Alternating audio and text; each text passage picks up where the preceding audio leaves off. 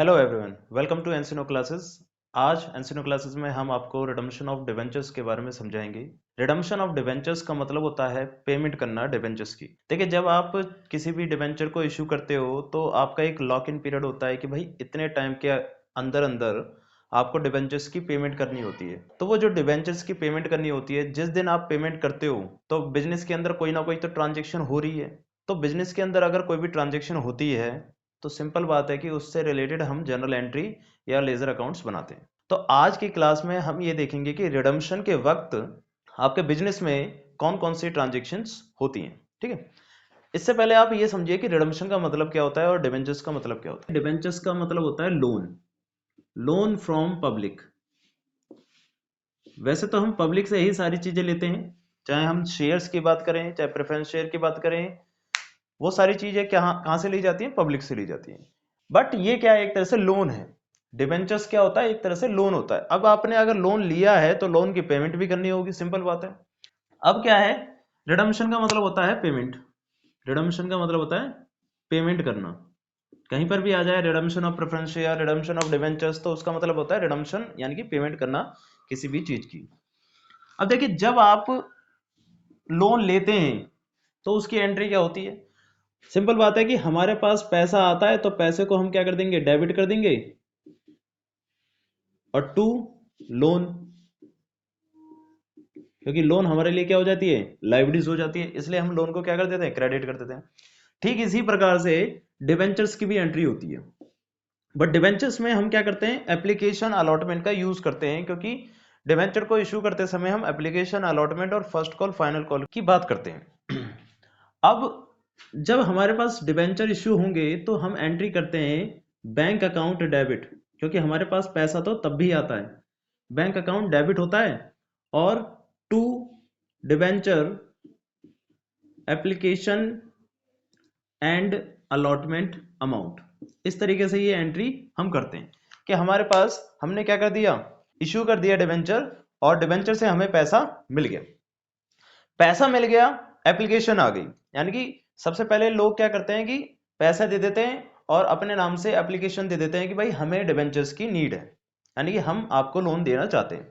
तो bank company के पास bank आ गया और डिवेंचर की एप्लीकेशन आ गई। डिवेंचर की एप्लीकेशन को उसने अपनी लाइबिलिटीज बना ली। अब इस लाइबिलिटीज को सेट ऑफ करने के लिए कंपनी क्या करेगी? डिवेंचर के नोट्स देगी, यानी कि बॉन्ड्स देगी। तो एंट्री क्या करेगी कि डिबेंचर एप्लीकेशन एंड अलॉटमेंट की जो लाइबिलिटीज थी उसे तो खत्म करेगी, तो उसे कर देगी डेबिट। और अपने जो बॉन्ड हैं डिबेंचर के, वो इश्यू कर देगी, तो उनको कर देगी क्रेडिट। कि भाई हमारे पास पहले एप्लीकेशन आई थी तो एप्लीकेशन को लाइबिलिटीज बना लिया था, अब लाइबिलिटीज खत्म हो गई, तो लाइबिलिटीज खत्म होने के बाद हमने डिबेंचर को भी क्या बना लिया? अपनी लाइबिलिटीज बना लिया। मतलब एक लाइबिलिटीज को खत्म करके दूसरी लाइबिलिटीज हमने जनरेट कर दी। तो ये एंट्री हो गई। ये वाली एंट्री मैंने आपको समझाने के लिए कराई थी। तो डिबेंचर को जब इशू करते हैं तो एंट्री क्या होती है? Bank account debit to debenture application and allotment. आपके पास एक स्लिप आ गई कि भाई एप्लीकेशन आई है डिबेंचर देने की, तो उसको आपने लाइबिलिटीज बना दिया। देन इस एप्लीकेशन को आपने सेट ऑफ कर दिया, किससे? डिबेंचर से। आपने डिबेंचर इशू कर दिए। अब नॉर्मली बिजनेस के लिए लाइबिलिटीज क्या है? डिबेंचर। अब इस डिबेंचर की हमें क्या करनी होती है? पेमेंट करनी होती है। तो जब हम पेमेंट करते हैं डिबेंचर की तो एंट्री क्या होगी? सिंपल बात है कि डिबेंचर हमारी लाइबिलिटीज है, इस लाइबिलिटीज को हम खत्म कर रहे हैं। तो लाइबिलिटीज को जब खत्म करेंगे तो सिंपल बात है कि वो डेबिट हो जाएगी। अभी तो क्रेडिट हो रही है, तो लाइबिलिटीज को जब खत्म करेंगे तो वो क्या हो जाएगी? डेबिट हो जाएगी। तो डिबेंचर को डेबिट कर देना है, डिबेंचर अकाउंट डेबिट हो जाएगा। बट किसकी वजह से? इस लाइबिलिटीज को, जैसे कि यहाँ पर हमारी लाइबिलिटीज थी उसको सेटअप करा हमने डिबेंचर से, बट डिबेंचर को किससे सेटअप कर रहे हैं? डिबेंचर को सेटअप कर रहे हैं डिबेंचर होल्डर से। डिबेंचर होल्डर से कि भाई डिबेंचर होल्डर को अब लाइबिलिटीज बना लेंगे। मतलब एक लाइबिलिटीज को हमने सेट ऑफ कर दिया और उसके प्रति लाइबिलिटीज बढ़ गई हमारी, किसके लिए? डिबेंचर होल्डर के लिए। तो हमने एंट्री कर दी debenture account debit to debenture holder account. अब इस डिबेंचर होल्डर को हम पेमेंट कर देंगे तो हमारी लाइबिलिटीज ये भी सेट ऑफ हो जाएगी। तो एंट्री हो जाएगी debenture holder debit to bank, यानी कि पैसा हमारा चला गया, कंपनी का पैसा चला गया। ठीक है, ये एंट्री आपकी हो गई। तो इसका मतलब क्या है कि at the time of issue, issue के टाइम आप ये एंट्री करोगे। सिंपल दो एंट्री है। Bank account to debenture application and allotment, debenture application and allotment account debit to debenture. फिर at the time of redemption, redemption के समय आप क्या एंट्री करोगे? ये दो एंट्री करोगे। पहली एंट्री है डिवेंचर आपका सेटअप होगा डिवेंचर होल्डर के ऊपर, इस तरीके से याद रखना है आपको, debenture account debit to debenture holder and debenture holder debit to bank, payment आपकी हो गई, ठीक है। अब यहां पर सिर्फ यही नहीं है, इस तरीके से एंट्री तो होनी है, बट इसके 6 केसेस हैं। 6 केस कैसे कि आप प्रीमियम पे भी कर सकते हो, डिस्काउंट पे भी कर सकते हो, एट पार पे भी कर सकते हो, कैसे भी कर सकते हो, ठीक है। तो अभी हम ये 6 केस समझेंगे कि 6 केस किस प्रकार से होंगे, बट एंट्रियां इसी प्रकार से होंगी, केसेस थोड़े से चेंज हो जाएंगे, ठीक है। तो देखते हैं। तो देखिए केस किस प्रकार से हैं आपके, आप सब जानते हैं कि इशू हम किस प्रकार से कर सकते हैं, इशू कर सकते हैं एट पार पर, डिबेंचर को इशू करने के लिए एट पार इशू किया जा सकता है, एट प्रीमियम पर भी इशू किया जा सकता है, और एट डिस्काउंट पर भी इशू किया जा सकता है। बट शेयर को हम डिस्काउंट पे इशू नहीं करते, री इशू कर सकते हैं शेयर को डिस्काउंट पे, बट डिस्काउंट पर इशू नहीं कर सकते शेयर को, बट डिबेंचर को आप इशू कर सकते हो डिस्काउंट पर भी। रिडम्पशन हम किस प्रकार से करते हैं? रिडम्पशन का मतलब है पेमेंट। अब देखिए पेमेंट अगर कोई बंदा मान के चलिए कि इशू हमने करा है 100 रुपए पर, ये इसकी फेस वैल्यू है, मान के चलिए फेस वैल्यू क्या है आपकी 100 रुपए। रिडीम आप कभी भी फेस वैल्यू से कम नहीं कर सकते, ये तो सिंपल आपको समझना पड़ेगा, क्योंकि कोई भी बंदा अगर आपको लोन देगा तो वो लोन की अमाउंट से कम तो लेगा ही नहीं, ज्यादा ही लेगा या बराबर ले सकता है। तो रिडम्पशन आप या तो एट पार पे कर सकते हो, यानी कि 100 रुपए का है तो 100 रुपए पे कर सकते हो, या तो फिर एट अ प्रीमियम पे कर सकते हो। आप कभी भी डिस्काउंट पर रिडम्पशन नहीं कर सकते, यानी कि किसी भी व्यक्ति को अपने लोन की पेमेंट यानी कि डिवेंचर की पेमेंट आप उससे कम रुपए में नहीं कर सकते, यानी कि बराबर हो सकती है या तो ज्यादा हो सकती है। तो सिंपल बात है, आपके पास ये 6 प्रकार के केस आएंगे कि एट पार पर आपने इश्यू करा और एट पार पर भी रिडम्पशन कर दिया। एट पार का मतलब क्या है?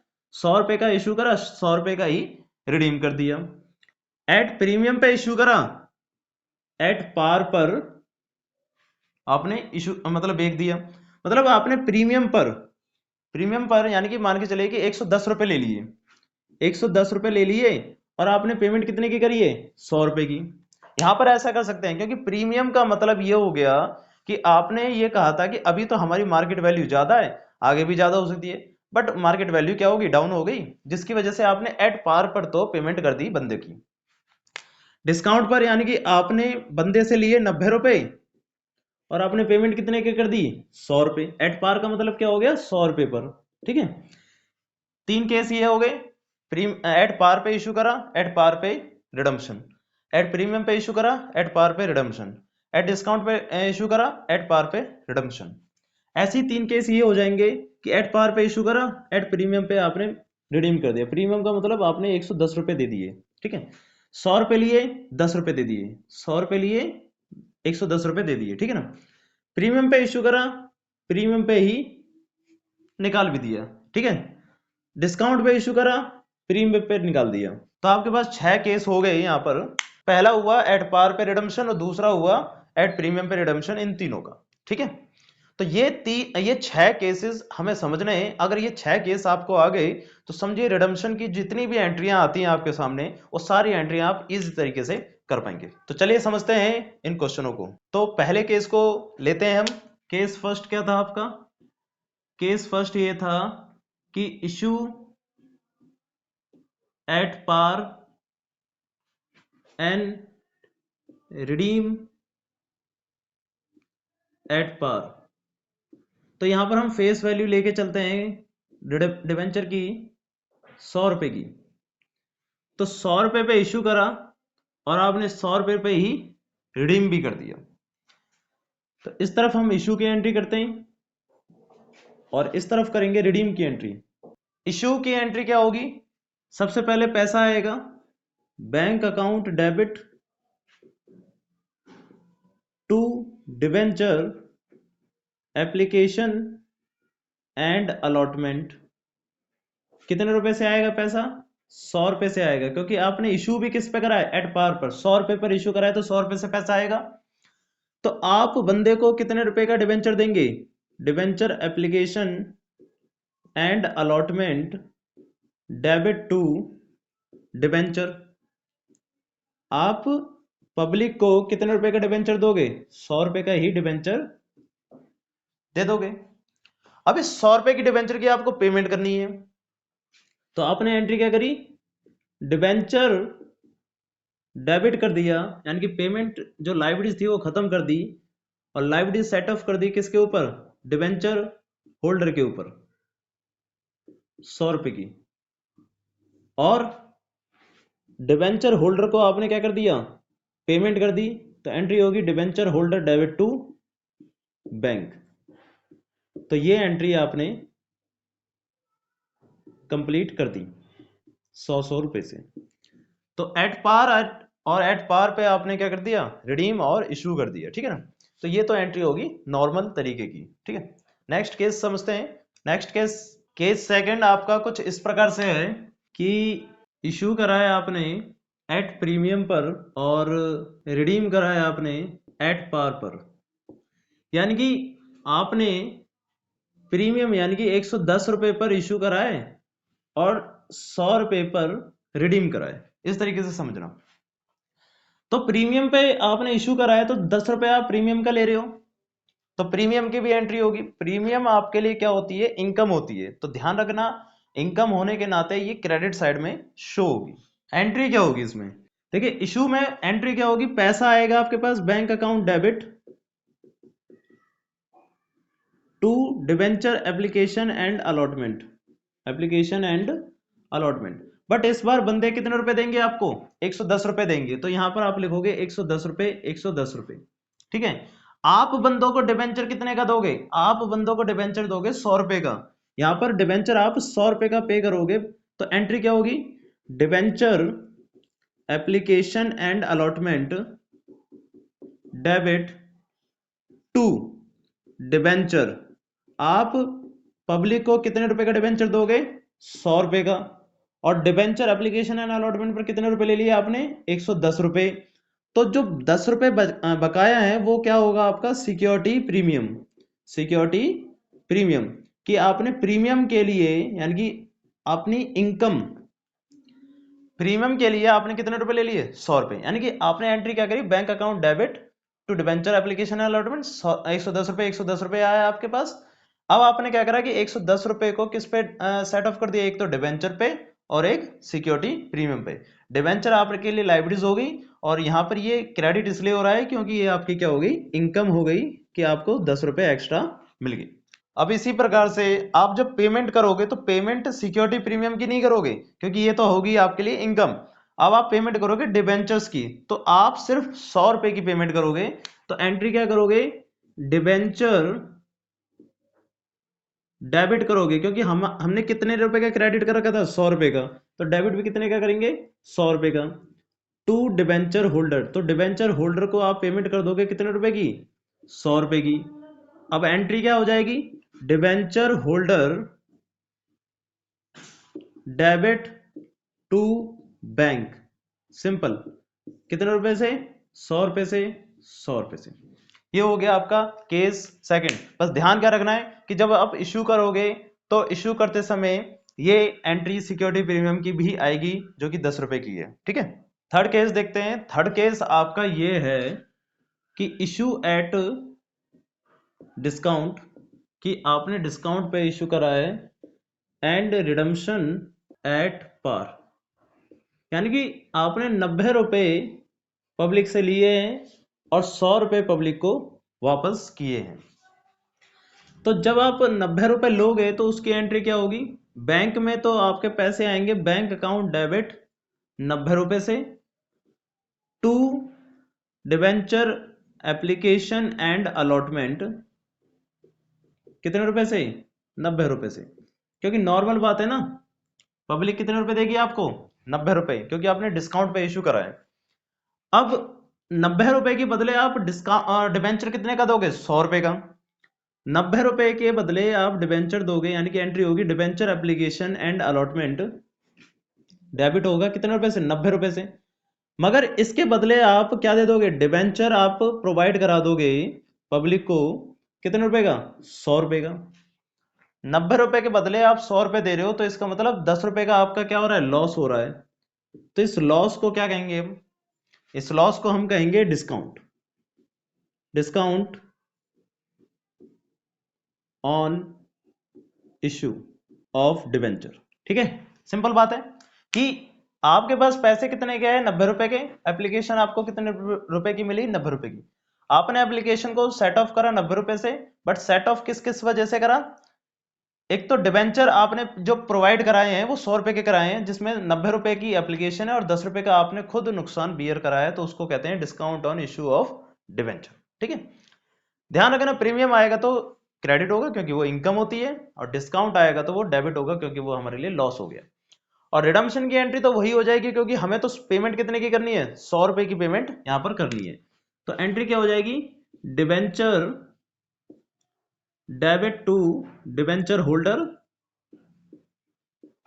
कितने रुपए से, 100 रुपए से, और डिबेंचर होल्डर डेबिट कर दोगे 100 रुपए से टू बैंक। इस एंट्री में तो कोई फर्क नहीं पड़ेगा क्योंकि ये तीनों एंट्रियां एक जैसी होंगी, एट पार पे भी, एट प्रीमियम पे या एट डिस्काउंट पे भी। तो देखिए केस फोर्थ आपका क्या होगा, केस फोर्थ में आप इश्यू तो करोगे एट पार पर, बट रिडम्पशन जो होगा वो होगा एट प्रीमियम, क्योंकि एट पार वाला तो हमने देख लिया। एट पार का मतलब यहां पर 100 रुपए पर आप इश्यू करोगे और 110 रुपए पर आप रिडीम करोगे। अब यहां पर थोड़ा सा आपको समझना पड़ेगा, समझना यह पड़ेगा कि आपको पता चल गया कि आने वाले फ्यूचर में, यानी कि आने वाले समय में आपको कितने रुपए का लॉस होने वाला है, 10 रुपए का। क्योंकि आपने 100 रुपए पर तो इश्यू कर दिया, बट रिडीम कितने पे कर रहे हो, 110 रुपए पर। तो इसका मतलब 10 रुपए ज्यादा पे कर रहे हो आप। तो जो 10 रुपए आप ज्यादा पे कर रहे हो वो आपके लिए नुकसान होने वाला है। और हमारा एक कंसेप्ट होता है अकाउंट्स में, प्रूडेंस कंसेप्ट। तो प्रूडेंस कंसेप्ट आपको ये बताता है कि अगर आपको पता चल जाए कि आने वाले फ्यूचर में आपको लॉस होने वाला है, तो उस लॉस के लिए आप पहले से ही तैयार रहिए और उस लॉस को अपना लॉस मानकर उसके लिए प्रोविजन बना लीजिए। ठीक है, तो यहां पर हमें भी पता चल गया कि भाई आने वाले समय में हमें लॉस होने वाला है, तो उस लॉस की एंट्री हम इशू करते वक्त ही करेंगे साथ में। ठीक है, ध्यान रखना कि प्रीमियम की एंट्री डिबेंचर रिडम्पशन पे तो करेंगे ही करेंगे, मगर इशू करते समय भी करेंगे, क्योंकि हमें पता चल गया कि आने वाले समय में हमें लॉस होने वाला है। तो किस प्रकार से करेंगे, आपको पैसे कितने मिलेंगे, 100 रुपए। तो एंट्री क्या होगी, bank account debit to debenture application and allotment कितने रुपए से, 100 रुपए से। पैसे आपको 100 रुपए ही मिलने और डिबेंचर भी आप इश्यू करोगे 100 रुपए का, बट ध्यान रखना है कि उसको अपना लॉस मान के पहली एंट्री आपने करनी है। Debenture application and allotment debit करोगे आप कितने रुपए से, 100 रुपए से, क्योंकि क्रेडिट भी 100 रुपए से कर रखा था। बट वो जो 10 रुपए है उसे आप क्या मानोगे यहां पर, लॉस। तो एंट्री लिखोगे लॉस ऑन डिबेंचर या लॉस ऑन रिडम्पशन डेबिट कितने रुपए से, 10 रुपए से। यानी कि जो आने वाले समय का लॉस है आप पहले से उसको लिख के चल रहे हो कि भाई हमें लॉस होने वाला है, बट ये लॉस आपने अभी पेड नहीं करा। तो पेड नहीं करा तो इसे अभी लाइबिलिटीज बना के रखेंगे आउटस्टैंडिंग में। जिस प्रकार से हम एक आउटस्टैंडिंग एक्सपेंसेस की एंट्री करते हैं ना, जैसे कि एक्सपेंसेस अगर हो जाते हैं और उनकी पेमेंट नहीं करते तो उनकी एंट्री हम करते हैं expense account debit to outstanding expenses. तो कुछ इसी प्रकार से इसकी भी एंट्री होगी। एक्सपेंस को तो डेबिट कर दिया हमने, यानी कि लॉस को तो डेबिट कर दिया। अब क्रेडिट में क्या लिख देंगे, उसकी लाइबिलिटीज को, यानी कि उसको क्या बना लेंगे, आउटस्टैंडिंग बना लेंगे। तो एंट्री क्या कर देंगे, लॉस ऑन डिबेंचर तो हमने डेबिट कर दिया, अब हमें डिबेंचर भी तो इश्यू करने हैं, तो डिबेंचर को इश्यू करने के लिए डिबेंचर को क्रेडिट कर देंगे कितने रुपए से, 100 रुपए से। और साथ में जो इसकी लाइबिलिटीज है, यानी कि ये आउटस्टैंडिंग जो बना रहेगा उसकी एंट्री करेंगे प्रीमियम ऑन रिडम्पशन। क्योंकि ये लायबिलिटीज क्यों है, क्योंकि रिडम्पशन की पेमेंट करते वक्त हमें क्या करना है, प्रीमियम पे पेमेंट करनी है। तो एंट्री क्या कर दी हमने, debenture application and allotment debit 100 रुपए से, लॉस ऑन डिबेंचर डेबिट 10 रुपए से, डिबेंचर को हमने क्रेडिट कर दिया टू डिबेंचर 100 रुपए से, और प्रीमियम को भी हम क्रेडिट कर देंगे 10 रुपए से, क्योंकि हमें पता है कि आने वाले समय में हमें 10 रुपए का प्रीमियम पे करना है। हमने लॉस भी मान लिया और लायबिलिटीज भी मान ली, कि लॉस इसलिए माना क्योंकि हमें पे करना है इसलिए हमें नुकसान होगा, और प्रीमियम क्रेडिट इसलिए करा क्योंकि हमें पे करना है तो हमारे लिए लायबिलिटीज भी है। ठीक है, तो अब हमें कौन कौन सी दो चीजें पेमेंट करनी है, ये दोनों चीजें, इन दोनों चीजों की पेमेंट करनी है।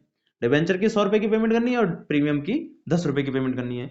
तो जब इनको हम पे कर देंगे तो एंट्री क्या हो जाएगी कि भाई डिबेंचर को क्रेडिट कर देंगे, डेबिट कर देंगे, डिबेंचर को क्या कर देंगे, डेबिट कर देंगे, क्रेडिट हो रखा था, और प्रीमियम को भी क्या कर देंगे, डेबिट कर देंगे।